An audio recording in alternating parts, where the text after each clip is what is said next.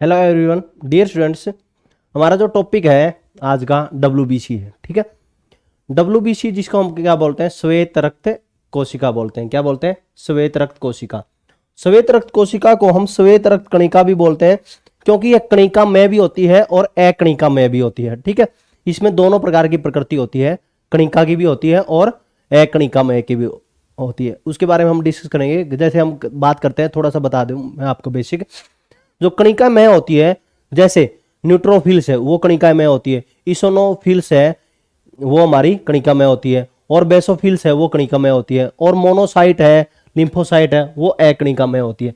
तो हम देखते हैं जो WBC है वो जिसको हम क्या बोलते हैं, श्वेत रक्त कोशिका, और इसको हम क्या बोल देते हैं, श्वेत रक्त कणिका भी बोल देते हैं। ठीक है, श्वेत रक्त कणिका भी बोल।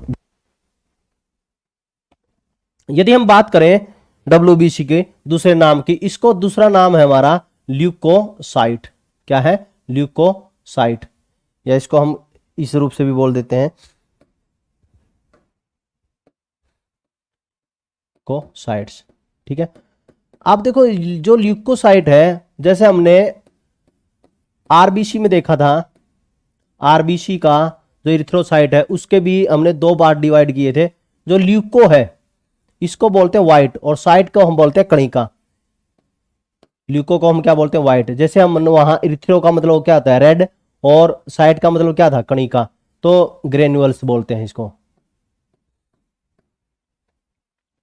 व्हाइट मीन्स क्या हो गया? श्वेत, और ग्रेन्युअल्स मीन्स क्या हो गया? कणिका, मतलब श्वेत कणिका। ठीक है, WBC। दूसरा यहां से क्वेश्चन देखो, वही सेम पैटर्न रहेगा इसमें भी।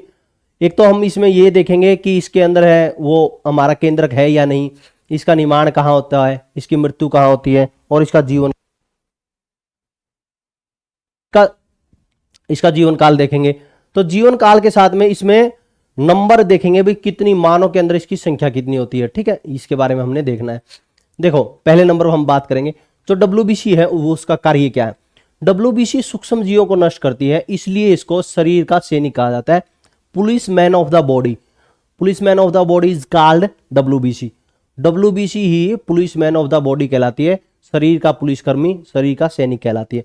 और यह सूक्ष्म जीवों का भक्षण करती है, इसलिए इसको विरुद्ध भक्षाणु बोलते हैं, मैक्रोफेगोसाइट बोलते हैं। क्या बोलते हैं? मैक्रोफेगोसाइट। मैक्रो मीन्स क्या है? लार्ज। विरुद्ध भक्षाणु, विरुद्ध भक्षाणु मीन्स क्या है? सूक्ष्म जीवों को नष्ट करने का कार्य करती है। फिर उसके बाद में हमारा जो क्वेश्चन अगला अराइज होता है, क्या इसमें केंद्रक पाया जाता है? हाँ, मैंने आपको बताया था जो लाल रक्त कणिकाएं हैं उसमें केंद्रक नहीं पाया जाता, लेकिन श्वेत रक्त कोशिका के अंदर केंद्रक पाया जाता है। क्या इसमें जो WBC का कोशिका विभाजन होता है, इसका कोशिका विभाजन नहीं होता। तो हम देखते हैं पहला नंबर पर पहला जो पॉइंट हम देखेंगे यहां पर, ये सूक्ष्म जीवों को नष्ट करती है, सूक्ष्म जीवों को नष्ट करती है, इसलिए इसे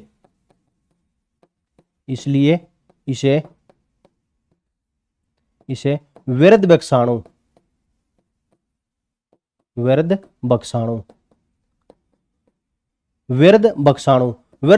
को हम बोलते हैं हमारा मैक्रोफेगोसाइट।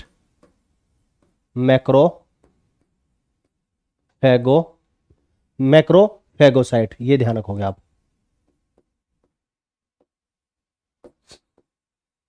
इसे विरुद्ध भक्षाणु कहते हैं। ठीक है डियर स्टूडेंट्स। फिर उसके बाद में मैंने आपको बताया था कि यह क्या करती है, हमारे शरीर में सूक्ष्म जीवों को नष्ट करती है और विरुद्ध भक्षाणु, इसलिए हमें इसको क्या बोलते हैं? इसलिए इसे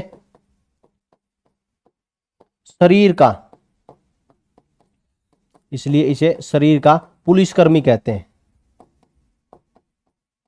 शरीर का पुलिसकर्मी, police man of the body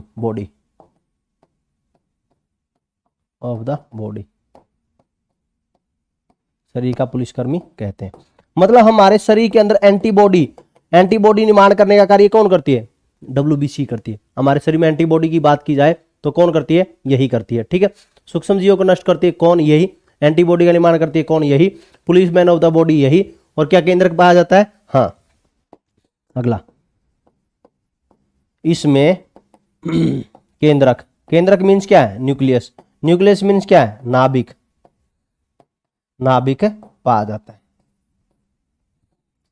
एक पॉइंट और बताया था मैंने आपको, ये और लिख देते हैं, इसमें केंद्रक पाया जाता है। अगला पॉइंट मैंने बताया था आपको कि इसमें कोशिका विभाजन, जो कोशिका विभाजन की बात करते हैं, तो सेल डिवीजन की बात करें तो इसमें कोशिका विभाजन क्या पाया जाता है? जैसे आरबीसी के अंदर कोशिका विभाजन नहीं होता, इसमें भी कोशिका विभाजन नहीं होता, इसमें कोशिका विभाजन नहीं पाया जाता, नहीं पाया जाता।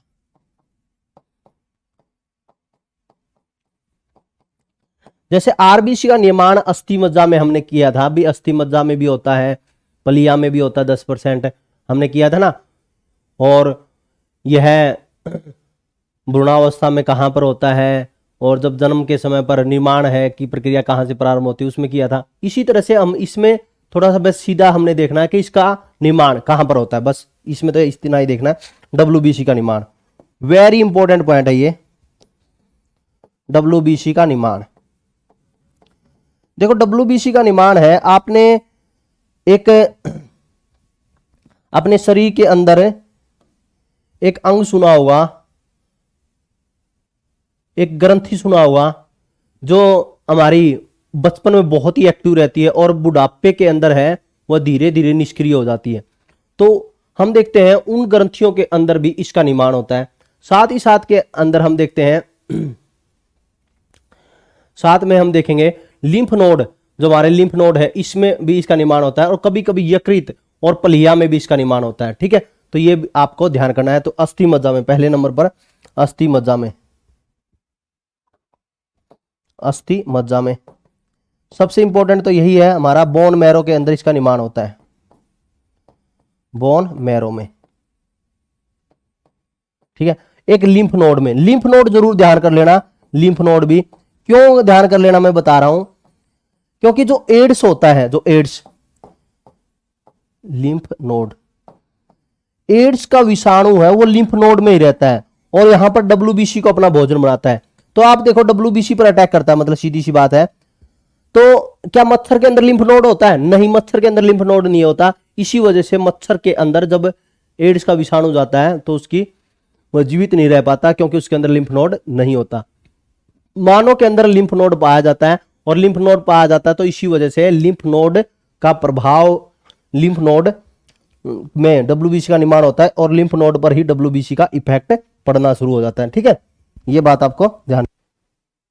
फिर उसके बाद में हमने देख लिया अस्थि मज्जा में और लिम्फ नोड में होता है, और इसके अलावा कभी कभी क्या यकृत और प्लीहा में भी होता है। ठीक है, अस्थि मज्जा, लिम्फ नोड तथा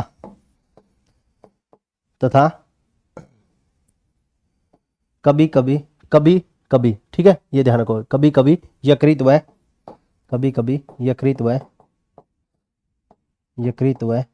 यकृत मीन्स क्या, लीवर, वह प्लीहा में भी इसका निर्माण होता है, प्लीहा में भी। प्लीहा मीन्स क्या है, सप्लीन, सप्लीन क्या है, तिल्ली, वही तो है। ठीक है, तिल्ली में भी इसका निर्माण होता है, में भी इसका निर्माण होता है।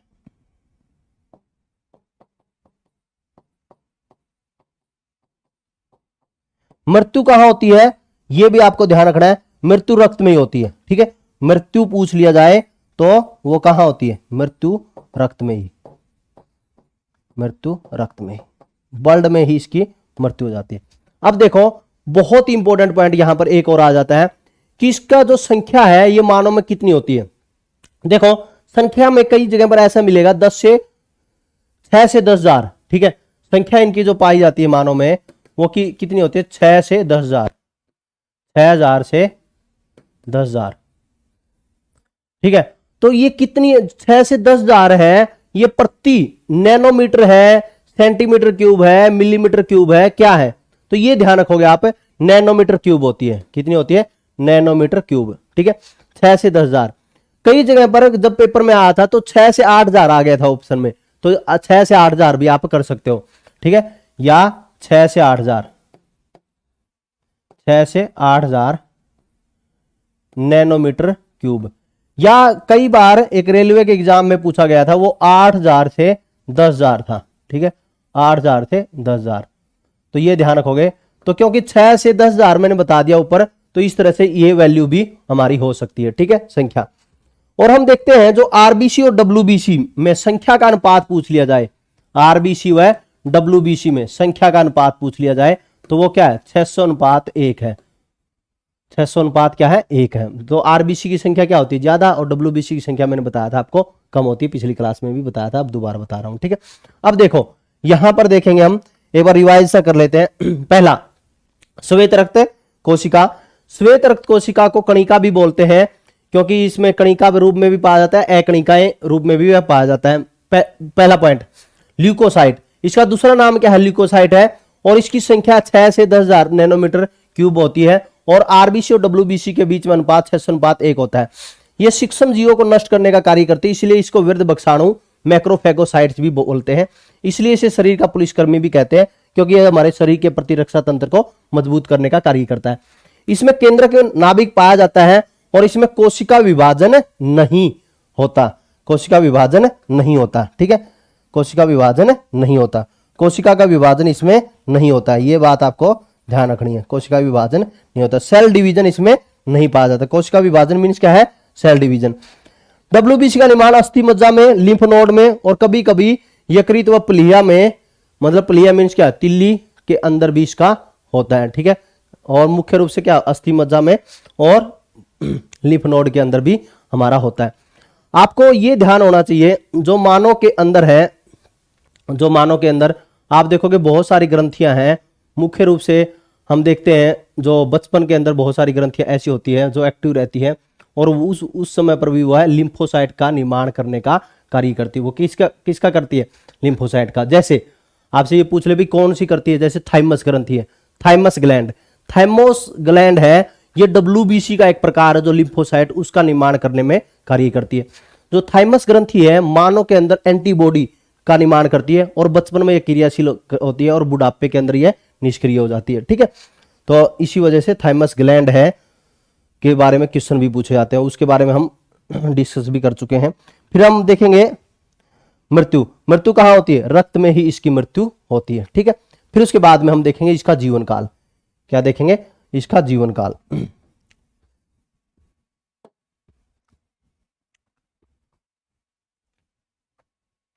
यही पिछली क्लास में देख लें जीवन काल। जीवन काल से भी क्वेश्चन पूछा जा सकता है। जीवन काल देखो, जितनी बार जो कई एग्जामों के अंदर जो क्वेश्चन पूछा गया है, तो उसमें जीवन काल 2 से 4 दिन ऑप्शन में मिलता है। 2 से 4 दिन कितना होता है, 2 से 4 दिन। लेकिन एक एग्जाम में मैंने देखा था, उसमें वो 2 से 4 दिन ऑप्शन में नहीं था। क्यों नहीं था,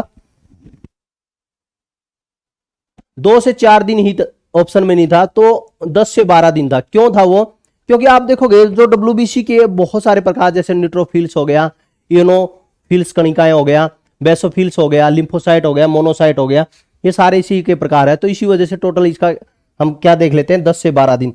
इसका जीवन काल 10 से 12 दिन भी बोला जाता है, 10 से 12 दिन। ये बात आपको ध्यान रखनी है, 10 से 12 दिन, ठीक है। जब ऑप्शन में 10 से 12 दिन हो, 2 से 4 दिन ना हो, तो हमारा जीवन काल 10 से 12 दिन लगाना, ठीक है। फिर उसके बाद में हम देखेंगे आगे।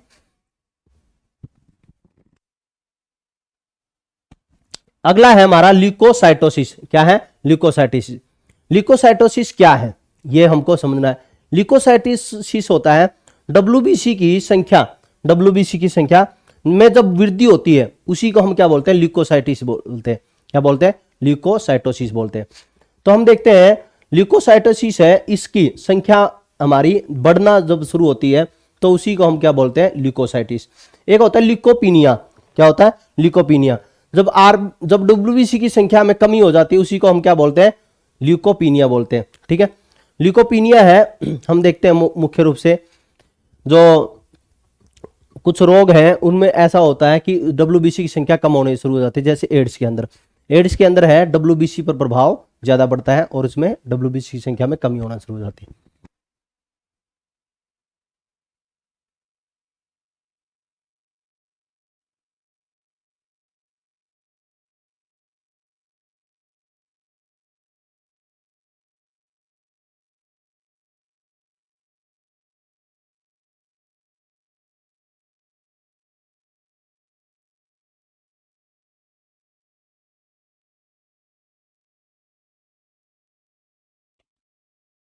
WBC की संख्या में वृद्धि है वो क्या कहलाती है, ल्यूकोसाइटोसिस कहलाती है। और ल्यूकोपीनिया क्या है, WBC की संख्या में कमी है वो क्या कहलाती है, ल्यूकोपीनिया कहलाती है डियर स्टूडेंट।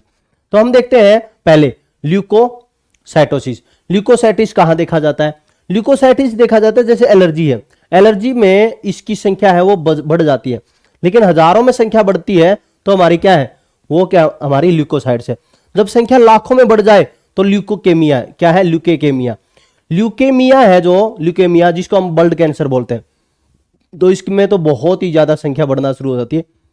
जो एलर्जी के अंदर तो हमारी क्या है 1.5 लाख से के आसपास है वो बढ़ती है, उससे कम ही रहेगी, ठीक है, एलर्जी के अंदर। और जब 1.5 लाख से हमारी बढ़ना शुरू हो जाती है तो उसमें क्या हो जाता है, डॉक्टर ये देख लेते हैं कि WBC की संख्या बहुत ही ज्यादा बढ़ रही है, इसको तो रोग क्या है, ल्यूकेमिया है। ब्लड टेस्ट से ही यह पता चल जाता है, ठीक है। तो हम देखें तो लिख सकते हैं जब WBC की संख्या हजारों में बढ़े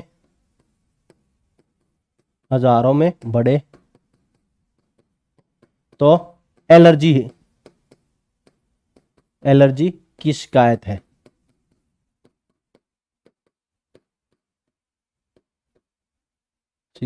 जैसे एलर्जी में हम कह सकते हैं जैसे अस्थमा है, अन्य एलर्जी होती है, धूल से एलर्जी हो गई, अस्थमा, अन्य एलर्जियां,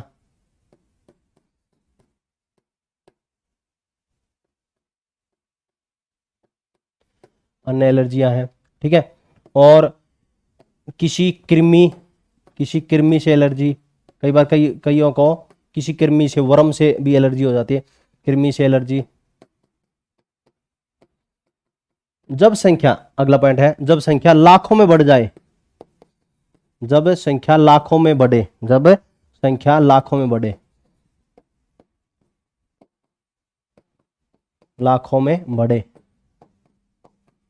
तो रोग ल्यूकेमिया है। तो रोग ल्यूकेमिया है। कौन सा है, ल्यूकेमिया, ये ध्यान रखो, ल्यूकेमिया रोग कौन सा है, ल्यूकेमिया, ठीक है, ल्यूकेमिया है। इसी को हम क्या बोलते हैं, ब्लड कैंसर,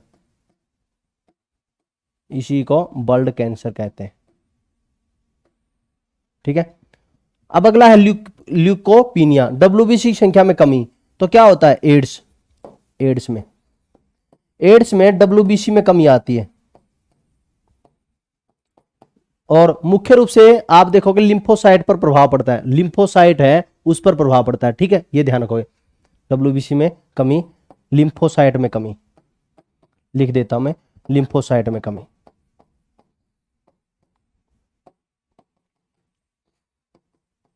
लिम्फोसाइट में कमी।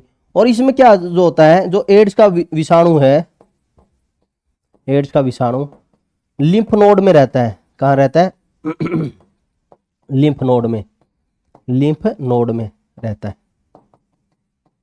वहीं पर अपना घर बनाता है, अपना आराम से रहता है। WBC पर प्रभाव पड़ता है, WBC पर जिससे प्रभाव पड़ता है, WBC पर प्रभाव। जो मच्छर के अंदर लिम्फ नोड नहीं होता, ठीक है, ये पॉइंट थोड़ा सा बस लिख दूं जिसे ध्यान रहे आप, मच्छर में लिम्फ नोड नहीं होता। यदि मच्छर में लिम्फ नोड हो जाता तो सभी मच्छरदानी लिए घूमते, कभी लड़ ना जाए। मच्छर में लिम्फ नोड नहीं होता, मच्छर में लिम्फ नोड नहीं होता। और कछुआ जलाओ मच्छर भगाओ, तो सारा दिन है यही दिमाग में रहता।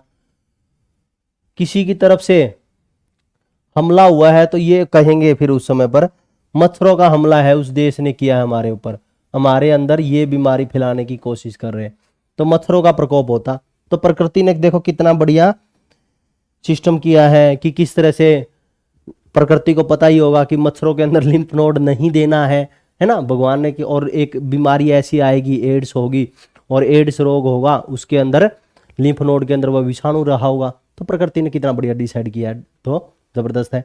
फिर उसके बाद में हम देखेंगे जो अगला पॉइंट है, जो हमारे शरीर के अंदर है, जो रक्त कणिकाएं होती है वो हमारी 99% है वो RBC होती है, और 1% WBC और प्लेटलेट्स होती है, ठीक है। यदि हम कुल रक्त कणिकाओं में हम देखें, कुल रक्त कणिका में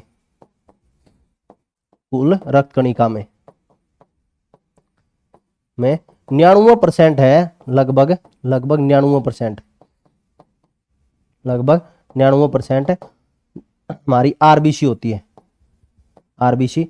और 1%, 1% डब्ल्यूबीसी व प्लेटलेट्स होती है। एक बार ये लिख दो फिर हम आगे चलेंगे।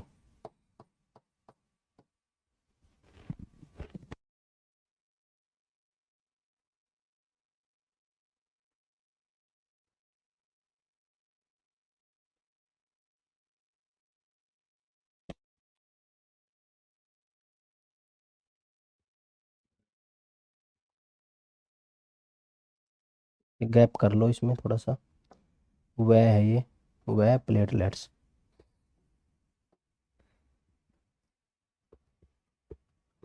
एक बार इसका रिवीजन ऐसा कर लेते हैं, तब तक आप लिख भी लोगे। देखो, ल्यूकोसाइटोसिस है डब्ल्यूबीसी संख्या में वृद्धि। जब डब्ल्यूबीसी की संख्या में हजारों में बढ़ जाए तो एलर्जी की शिकायत है, जैसे अस्थमा है, अन्य एलर्जियां हैं, ठीक है। जब संख्या लाखों में बढ़े तो रोग कौन सा, ल्यूकेमिया है, जिसको क्या बोलते हैं हम, ब्लड कैंसर।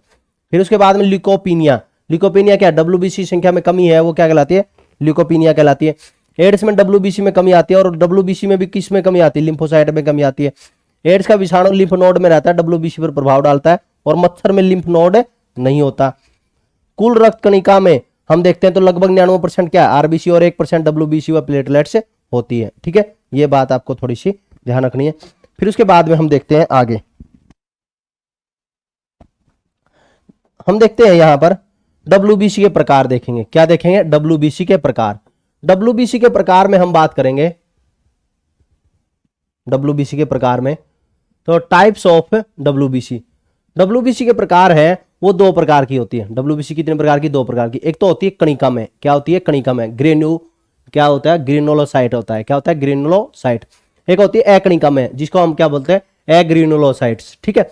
तो पहले नंबर पर हम बात करेंगे कणिका में की, कणिका में, जिसको हम क्या बोलते हैं, ग्रेन्युलोसाइट्स। ग्रेनुलोसाइट्स है, इसके भी हमारे तीन प्रकार है। पहले नंबर पर न्यूट्रोफिल्स। कई बार पेपर में पूछा जाता है डब्ल्यूबीसी अधिकतर है वो किसकी बनी होती है, डब्ल्यूबीसी है सब अधिकतर वो किसकी बनी होती है, न्यूट्रोफिल्स कणिकाओं की बनी होती है। न्यूट्रोफिल्स कणिकाएं की बनी होती है, कणिकाओं की बनी होती है। तो न्यूट्रोफिल्स कणिकाएं ऐसी इतनी क्या होती है, क्योंकि 60 से 70% है, तो न्यूट्रोफिल्स कणिकाएं की बनी होती है, इसलिए हम इसकी संख्या है लगभग कितनी मानते हैं, 60 से 65% मानते हैं। और नॉर्मली बोल देते हैं, आपने देखा होगा कई बुकों में 60 से 70% बोल देते हैं। दूसरे नंबर पर जो हमारी जो इयोनोसोफिल होती है ना, इयोसोनोफिल्स, वो भी हमारी इसके अंदर पाई जाती है। वो भी हमारी क्या है, कणिका में होती है, इयोसोनोफिल्स, फिल्स, वो हमारी होती है 2 से 3%, केवल 2 से 3% ही पाई जाती है। 2 से 3% है इयोसोनोफिल्स पाई जाती है, ठीक है। फिर उसके बाद में हमारा बेसोफिल्स की बात करें, बेसोफिल बहुत ही कम मात्रा में मिलती है, बेसोफिल्स, बेसोफिल्स, बेसोफिल्स की बात करें तो यह 0.1% से 0.1% से 1% तक यह पाई जाती है, ठीक है, 0.1 से 1% तक। फिर उसके बाद में हम बात करते हैं अकणिका में की, अकणिका में,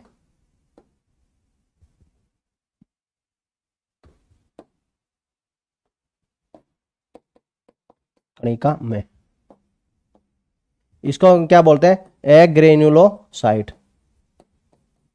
ये दो प्रकार की होती है डियर स्टूडेंट्स, कितने प्रकार की, दो प्रकार की। एक तो होती है हमारी मोनोसाइट, एक तो क्या होती है, मोनोसाइट, मोनोसाइट है, इंग्लिश में भी मोनोसाइट बोलते हैं। और दूसरी होती है हमारी लिम्फोसाइट, दूसरी क्या है, लिम्फोसाइट। यदि हम मोनोसाइट और लिम्फोसाइट में हम देखें तो मोनोसाइट की संख्या ज्यादा होती है। मोनोसाइट की संख्या हमारी लगभग है, यह है 20 से 25% होती है। कितनी होती है, 20 से 25%। मोनोसाइट कितनी होती है, 20 से 25%।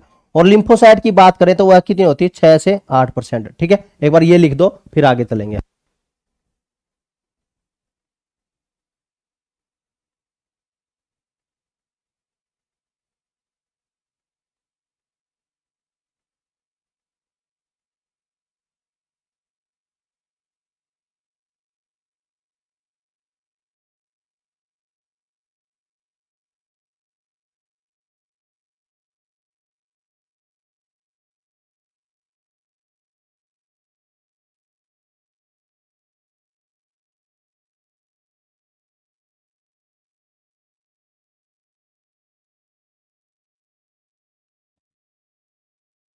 ठीक है, लिख दिया होगा।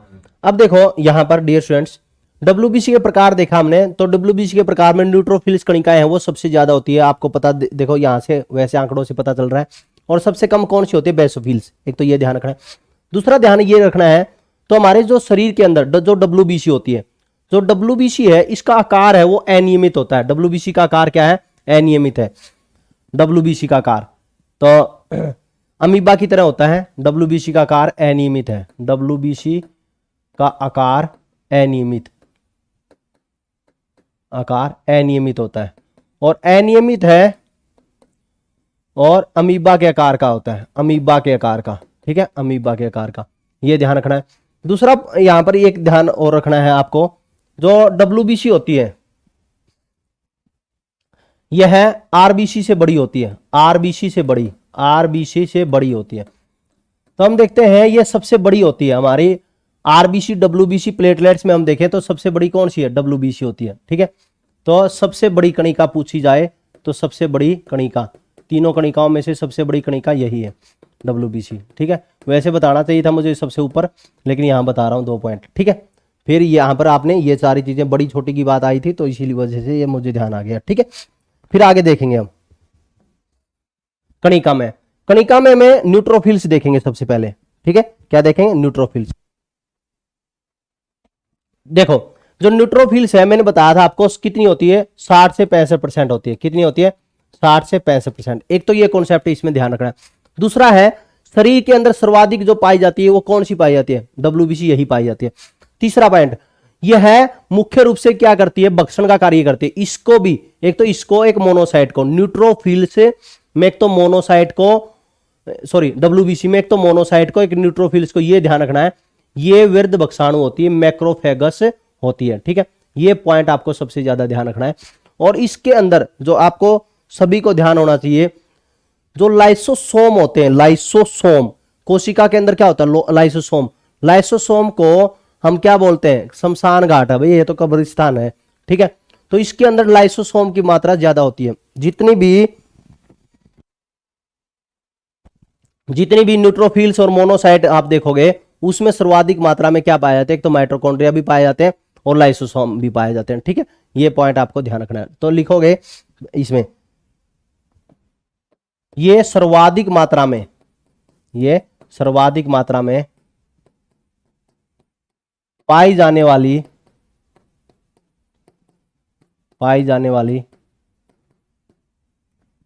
डब्ल्यूबीसी होती है। ये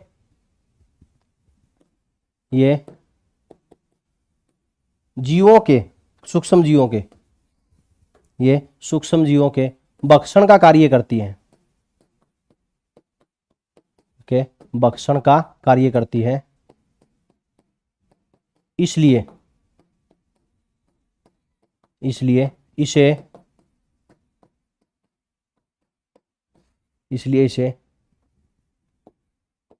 वृद्ध भक्षाणु, देखो वृद्ध मीन्स क्या है, मैक्रो, क्या मैक्रो। और इसका भक्षाणु मीन्स क्या है, फेगोसाइट हमने बोला था, यहां पर फेगस डालते हैं, ठीक है, फेगस, ये ध्यान रखोगे, मैक्रो फेगस, ठीक है। वृद्ध भक्षाणु, इसे वृद्ध भक्षाणु कहते हैं। एक वृद्ध भक्षाणु कहते हैं मोनोसाइट को, इसलिए मैं यहां पर पॉइंट लिखवा रहा हूं, न्यूट्रोफिल्स व मोनोसाइट, न्यूट्रोफिल्स व मोनोसाइट में लाइसोसोम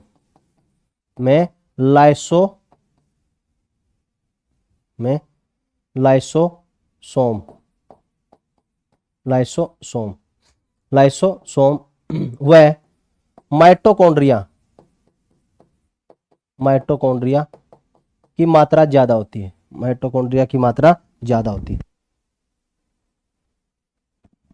वह माइटोकॉन्ड्रिया की मात्रा ज्यादा होती है।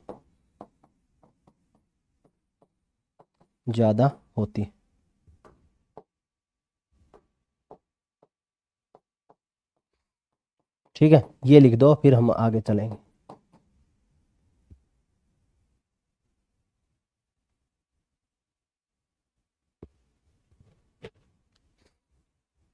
जो इसका केंद्रक भी होता है बहुपिंडीय होता है केंद्रक, वो देखने की कोई जरूरत नहीं, पेपर में नहीं पूछा जाता। बहुपिंडीय केंद्रक होता है, बहु मतलब बहुत ही ज्यादा इसमें पिंड बने होते हैं, बहुपिंडीय केंद्रक होता है इसमें। केंद्रक मीन्स क्या है? न्यूक्लियस। बहुत सारे इसके अंदर है हमारे, इस तरह से ये जैसे ये कोशिका होगी इसके अंदर इस तरह से पिंड से पाए जाते हैं। ये केंद्रक है ना, इस तरह से बहुपिंडीय केंद्रक। ठीक है, अगला देखोगे आप। अगला और भी इंटरेस्टिंग है हमारा इओसोनोफिल्स। इओसोनोफिल्स है जो इसकी संख्या हमारी, मैंने आपको बताया था 2 से 3% होती है, 2 से 3% है। और जो इसका केंद्रक जो होता है, जो केंद्रक है, जैसे हमने वहां पर पढ़ा था बहुपिंडीय केंद्रक है, इसके अंदर द्विपिंडीय केंद्रक पाया जाता है। ठीक है, और जब भी हमारे बॉडी के अंदर संक्रमण हो जाए तो संक्रमण में यह क्रिया करती है, एक्टिव रहता है इओसोनोफिल्स। ठीक है, और जैसे आपने देखा होगा हाथी पांव देखा हुआ रोग, जिसमें पैर है फूल जाता है, जिसको एल्मेथीस बोलते हैं। तो इसमें एल्मेथीस के अंदर है, इनकी संख्या है वो बढ़ जाती है। ठीक है, एलर्जी में इनकी संख्या बढ़ जाएगी। और इसके अंदर देखो एक इओसिन नामक अम्लीय अभिरंजक होता है, उसमें यह अभिरंजित हो जाता है, उसके अंदर यह रंगित हो जाता है। ठीक है, तो ये बात आपको ध्यान रखनी है। जो जब भी डॉक्टर आप देखोगे, जब एलर्जी हो, एलर्जी में आप अपने पिताजी को जुकाम आदि में जब जाओगे तो उसके अंदर इओसोनोफिल्स है की संख्या बढ़ी हुई मिलेगी। ठीक है, इसका केंद्रक है, पहला पॉइंट जो मैंने बताया था, द्विपिंडीय। क्या होता है? द्विपिंडीय। ठीक है, ये ध्यान रखो, द्विपिंडीय होता है।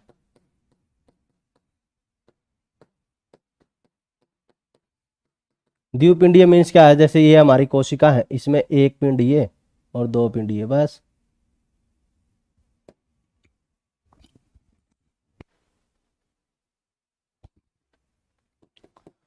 एलर्जी में इसकी संख्या बढ़ती है, संख्या बढ़ती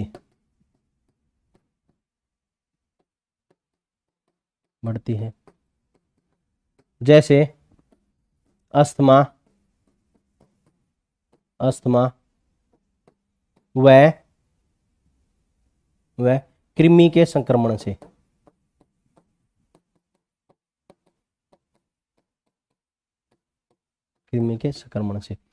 फिर उसके बाद में मैंने बताया था संक्रमण में, जो संक्रमण हो जाए हमारे शरीर के अंदर, तो संक्रमण में यह प्रयोग की जाती है, प्रयुक्त होती है, संक्रमण में प्रयुक्त होती है,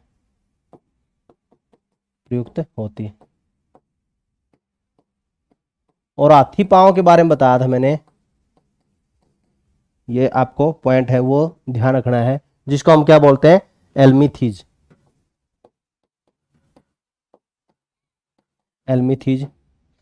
एल्मीथीज जो रोग होता है उसमें संक्रमण में, एल्मीथीज संक्रमण में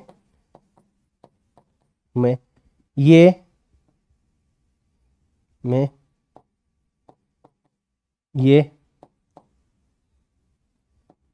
कणिका लड़ती है उनसे, मतलब फाइट करती है, लड़ती है। ठीक है, और एक लास्ट पॉइंट मैंने बताया था आपको कि जो हमारा इओसिन नामक, ये इओसिन नामक अम्लीय अभिरंजक से अभिरंजित होती है। ये इओसिन भी आप देखोगे, इओसिन इसी से बना है। इओसिन देखो ऊपर से ही आप देखोगे, इओसिन ऊपर से ही बना है। इओसिन इओसोनोफिल से ही बना है। ठीक है, नामक अम्लीय अभिरंजक से, अभिरंजक क्या होता है हमारा? कोई अम्लीय अभिरंजक, कोई हम एक रंग टाइप से बोल देते हैं, डाई टाइप से बोल देते हैं। ठीक है, डाई या कोई स्टेन इस टाइप से बोल देते हैं, डाई स्टेन आदि। ठीक है, से अभिरंजित होते हैं,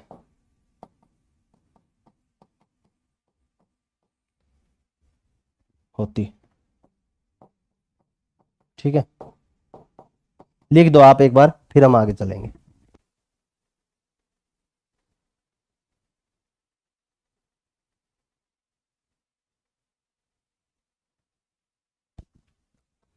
लिख दिया होगा। तो देखो, जो हमने थोड़ा सा ध्यान करना है, इसका केंद्रक है वो क्या होता है, द्विपिंडीय, दो पिंड से होते हैं, ठीक है। एलर्जी में इसकी संख्या बढ़ती है, जैसे अस्थमा में, कृमि में, आदि में। संक्रमण में यह प्रयुक्त होती है, संक्रमण होगा जब यह प्रयुक्त होगी, एक्टिव रहेगी। एलमेथीज में संक्रमण, ये कणिकाएं आपस में लड़ेगी, मतलब फाइट करेगी उससे।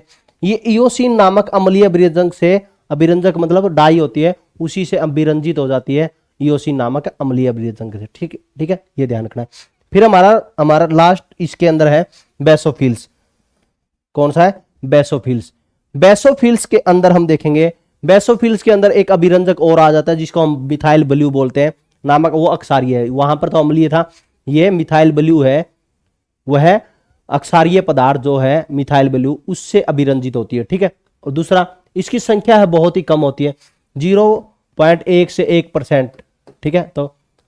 तो हम देखें तो सबसे ज्यादा कम संख्या में पाए जाने वाले डब्ल्यूबीसी कौन सी, यही है। इसके अंदर 2 से 3 पिंडीय केंद्रक पाया जाता है। और बेसोफिल्स है, ये ध्यान रखोगे, ये मुख्य रूप से जो 3 प्रकार के, हिपेरिन है, हिस्टामिन है, सीरोटोनिन है, ये जो हमारे एक तरह से पदार्थ है, उनका स्त्रावण करने का कार्य करती है, ठीक है। तो हिपेरिन है और हिस्टामिन है, कई बार पेपरों में पूछा जाता है, सीरोटोनिन है, इसका स्त्रावण कौन करता है, इनका बेसोफिल्स नामक हमारी डब्ल्यूबीसी इसका स्त्रावण करने का कार्य करती है। तो अब देखेंगे इसमें सबसे कम, यह सबसे कम, यह सबसे कम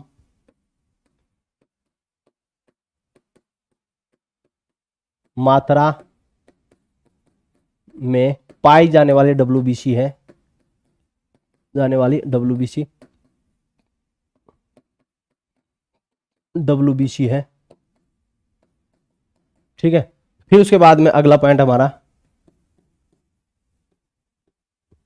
जो बहुत ही हमारा इंपॉर्टेंट है, इसमें एक तो ये लिख लेते हैं पहले, 2 से 3 पिंडीय, ये इतना इंपॉर्टेंट नहीं है, एक बार ये लिखते हैं, 2 से 3 पिंडीय केंद्रक पाए जाते हैं। अगला इंपॉर्टेंट है, जो वेरी वेरी इंपॉर्टेंट, सबसे ज्यादा इंपॉर्टेंट यही है, और एक पहले वाला पॉइंट है, सबसे कम यही है, ठीक है। एक ये पॉइंट, एक ये पॉइंट, इससे हिपेरिन, ठीक है, हिपेरिन,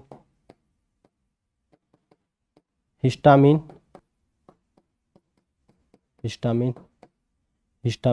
व सीरोटोनिन का स्त्रावण होता है, स्त्रावण होता है।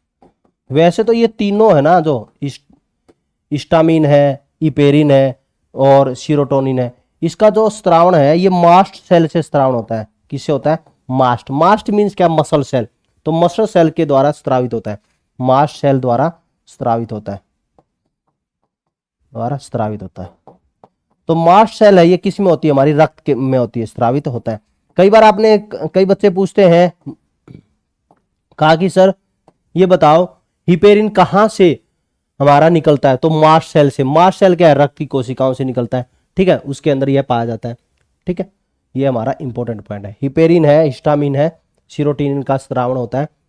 और वैसे देखा जाए तो इससे पहले हमारा मास्ट सेल से स्त्रावण होता है, और ये किसका भाग है, बेसोफिल्स का भाग है, ठीक है। एक बार ये लिख दो, फिर हम आगे चलेंगे।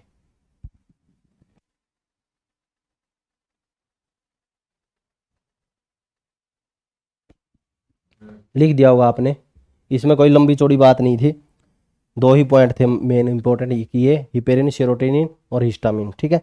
इंग्लिश में इसको भी हिस्टामिन होता है और इसको भी सेरोटोनिन बोलते हैं, ठीक है। हिस्टामिन को हिस्टामिन, मतलब ये हिस्टामिन है, ठीक है, और सेरोटोनिन है हमारा, सीरोटोनिन है, ठीक है, इसको भी सेरोटोनिन, यही है हमारा सेरोटोनिन, ठीक है, का स्त्रावण होता है। फिर उसके बाद में हम आगे अकणिका में देखेंगे। अकणिका में पहले मोनोसाइट, बहुत इंपॉर्टेंट, यदि हम बात करें मोनोसाइट की, तो यह भी हमारा वृद्ध वृक्षाणु कहा जाता है। और शरीर की सबसे बड़ी, यह पूछ लिया जाए, शरीर की सबसे बड़ी WBC कौन सी है? शरीर की सबसे बड़ी WBC यही है। और इसकी संख्या है, देखो 60 से 65% तो हमारी कौन सी होती है? न्यूट्रोफिल्स होती है। उसके बाद में यही होती है 20 से 25%, 20 से 25%। और मैंने आपको बताया था कि यह सूक्ष्म जीवों का भक्षण करती है। यह भी क्या करती है? सूक्ष्म जीवों का भक्षण करती है। और सूक्ष्म जीवों का भक्षण करेगी तो इसको भी हम क्या करते हैं? भक्षण करती है। इसको वृद्ध वृक्षाणु कहते हैं, करती है, इसे वृद्ध वृक्षाणु कहते हैं, कहते हैं। वृद्ध वृक्षाणु क्या होता है? मैक्रोफेगस होता है, कहते हैं। यह सूक्ष्म जीवों का भक्षण करती है, इसे वृद्ध वृक्षाणु कहते हैं, वृद्ध वृक्षाणु कहते हैं। ठीक है, ये बात आपको ध्यान रखनी है। फिर उसके बाद में हमारा अगला पॉइंट आता है, जो किडनी के, इसका आकार कैसा होता है? ये क्वेश्चन पूछा जाता है। इसका किडनी का आकार का केंद्रक पाया जाता है। ठीक है, इसका जो केंद्रक जो पाया जाता है वो किडनी के आकार का पाया जाता है। यदि ये पूछ लिया जाए कि इसका केंद्रक है वो कैसा होता है, इसका केंद्रक है, इसके केंद्रक का आकार,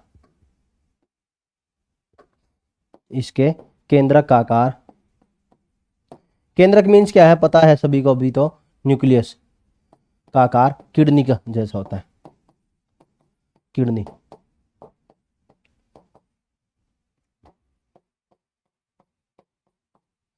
ठीक है, तो ये आपको इंपॉर्टेंट पॉइंट समझना है। वृद्ध वृक्षाणु है, ये मैंने पहले ही बता दिया था आपको कि जो न्यूट्रोफिल्स है और हमारा मोनोसाइट है, ये दोनों के दोनों क्या कहलाते हैं? वृद्ध वृक्षाणु ही कहलाते हैं। ठीक है, फिर उसके बाद में हम ये देखेंगे कि जो मोनोसाइट है, मोनोसाइट के बाद में अकणिका में कौन सी होती है? लिम्फोसाइट होती है। कौन सी होती है? लिम्फोसाइट। लिम्फोसाइट हमारे प्रतिरक्षा तंत्र को मजबूत करने का कार्य करती है। और ये हमारी ये 2 प्रकार की होती है लिम्फोसाइट। वो कितनी प्रकार की है? 2 प्रकार की है। एक तो टी लिम्फोसाइट होती है और एक हमारी बी लिम्फोसाइट होती है। ये कितने प्रकार की? 2 प्रकार की। एक तो क्या होती है? टी लिम्फोसाइट, टी लिम्फोसाइट, और एक क्या होती है? B lymphocyte. जो दोनों की दोनों हमारे शरीर के प्रतिरक्षा तंत्र को मजबूत करती है। क्या करती है? प्रतिरक्षा तंत्र को मजबूत करती है, को मजबूत करती है।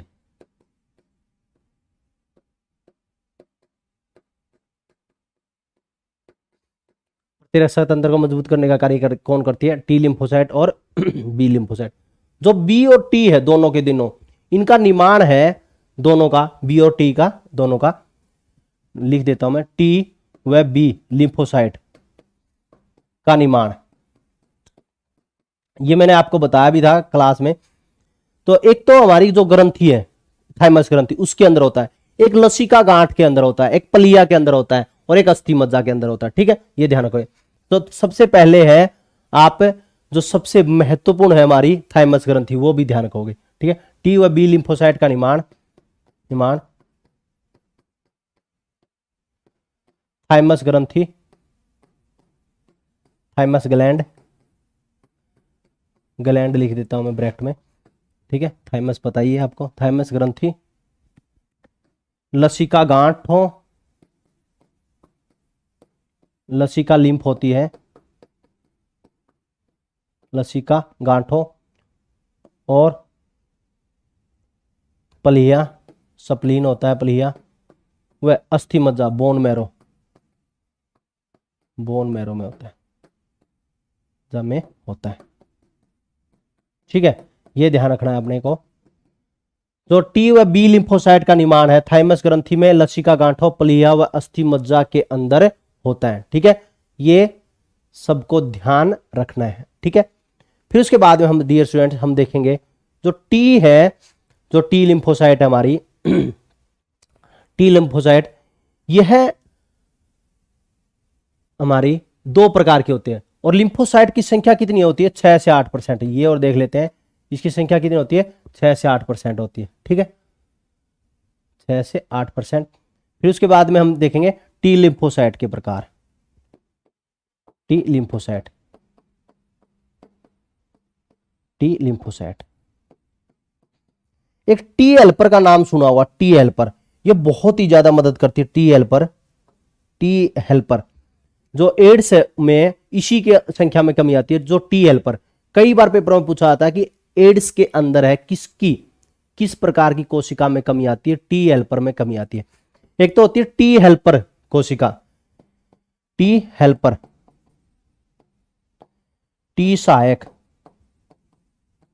कोशिका। एक होती है टी मारक कोशिका। एक कौन सी होती है? टी मारक कोशिका। दो प्रकार की होती है, ठीक है। जब ये पूछ ले कि एड्स में किसकी संख्या में कमी आती है, तो टी हेल्पर जो कोशिका है उसकी संख्या में, एड्स हो जाए तो उसकी संख्या में कमी हो जाती है, ठीक है। ये ध्यान रखोगे, टी हेल्पर सेल, ये बहुत ही इंपॉर्टेंट है। एड्स में इसकी संख्या में कमी आती है, बहुत ही इंपॉर्टेंट क्वेश्चन है, इसकी संख्या में कमी आती है। एक और बहुत ही इंपॉर्टेंट क्वेश्चन है, संख्या में कमी आती है। एक बहुत ही ज्यादा इंपॉर्टेंट क्वेश्चन और है, जब कोई भी विषाणु जब भी अटैक करता है तो ये नष्ट होती है ना, जब टी हेल्पर, तो इंटरफेरोन नामक प्रोटीन का स्त्रावन करती है, ठीक है। ये जब नष्ट होती है, कोई को हमारा विषाणु इस पर अटैक कर दे और इनको नष्ट कर दे, ये नष्ट होने पर वेरी वेरी इंपॉर्टेंट पॉइंट है, होने पर, यह सीपीओ में भी पूछा गया था एक बार, ये नष्ट होने पर शरीर में इंटरफेरोन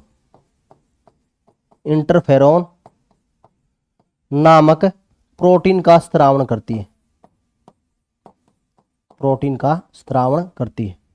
स्त्रावन मीन क्या है? एमिशन, ठीक है। स्त्रावन मीन क्या है? एमिशन,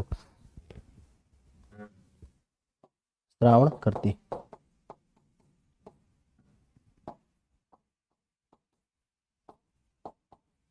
ये लिख दो आप।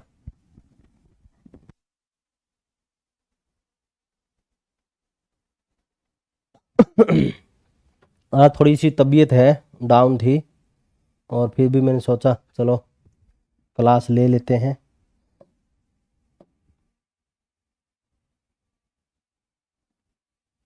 और ये मौसम ऐसा है, इसमें ठंडी भी होती है और गर्म भी होती है, और ठंडी चीज़ खाने का भी मन कर जाता है, और उसी वजह से थोड़ी सी गड़बड़ हो जाती है। अब देखो डियर स्टूडेंट्स, ठंडा गरम, गरम ठंडा, लिम्फोसाइट। देखो लिम्फोसाइट है, प्रतिरक्षा तंत्र को मजबूत करेगी। टी और बी होती है, टी बी का निर्माण है, हमको देख लिया। टी लिम्फोसाइट में के प्रकार टी हेल्पर, टी मारक। बी लिम्फोसाइट की हमने बात ही नहीं की। टी हेल्पर सेल है इंटरफेरोन, ये इंपॉर्टेंट पॉइंट है, नामक प्रोटीन का स्त्रावन करती है। देखो जब भी विषाणु अटैक कर देता है किसी भी कोशिका पर, विषाणु है, आप यूट्यूब पर मैंने एक विषाणु टॉपिक पर बहुत ही शानदार वीडियो बना रखी है, वहां पर देखना आप, बहुत ही शानदार।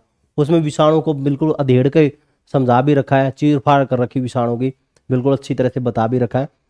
बायोलॉजी सब्जेक्टिव में देख लेना आप, क्योंकि कई बच्चे हैं प्ले लिस्ट देखते ही नहीं है, तो प्ले लिस्ट में देखना आप, बहुत ही शानदार है, कई टॉपिकों पर वीडियो बना रखी है। तो वहां पर भी बता रखा है कि इंटरफेरोन जब होता है तो उससे एक संकेत भी पहुंच जाता है, विषाणु को भी संकेत पहुंचता है, और एक तरह से इंटरफेरोन है वो एक तरह से मानव के शरीर को भी संकेत पहुंचाने का कार्य करता है, और WBC को संकेत पहुंचाने का कार्य करता है। तो हम देखेंगे जो एक तरह से इंटरफेरोन है वो जो WBC को एक्टिव करेगा, लेकिन जो इसे विषाणु को भी फायदा रहता है, जो सूचना के माध्यम से वह पहुंचती है, ठीक है। फिर अगला पॉइंट हम देखेंगे यहाँ पर प्लेटलेट्स, ठीक है। प्लेटलेट्स की हम बात करेंगे, जिसको हम बोलते हैं रक्त बिंबाणु। और इसका जो प्लेटलेट्स का जो काम होता है वो होता है रक्त का थक्का जमाना। तो रक्त का थक्का जमाने के लिए कौन कौन से हमारे पदार्थ वो जिम्मेदार हैं, वो हम अगली क्लास के अंदर देखेंगे। प्लेटलेट्स और रक्त का थक्का बनाने के लिए जिम्मेदार जो पदार्थ है, ठीक है। बस आज के लिए हमारा इतना ही। Best wishes, best of luck, जय हिंद, वंदे मातरम। डियर स्टूडेंट्स, आज के लिए हमारा इतना ही। रिवीजन मैंने करवा ही दिया आपका साथ साथ में अच्छी तरह से, अब दोबारा रिवीजन करने की